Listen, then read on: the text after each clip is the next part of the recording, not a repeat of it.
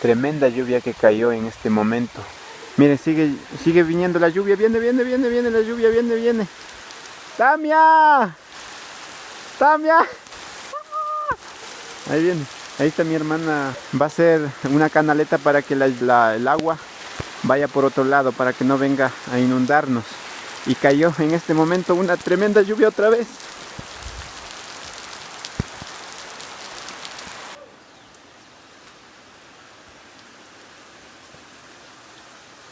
Fotográficamente hermoso, pero acaba de inundarnos la lluvia.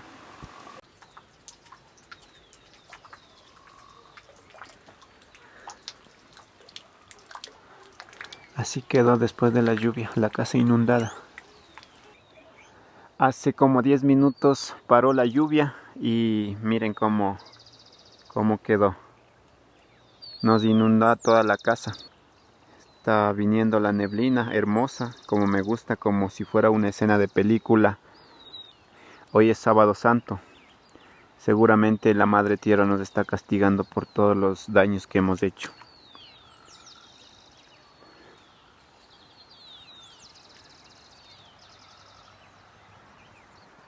La ovejita sigue ahí, soportó toda esta lluvia.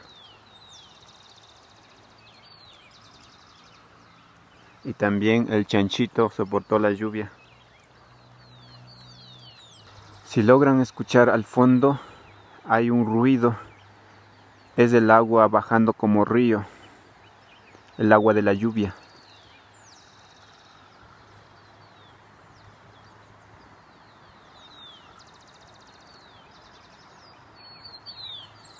Y hoy sembramos aquí arveja con papitas, también chochos, haba y un poquito de maíz.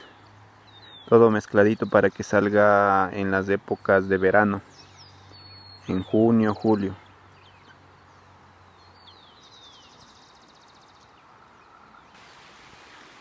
La lluvia también afectó a las plantas.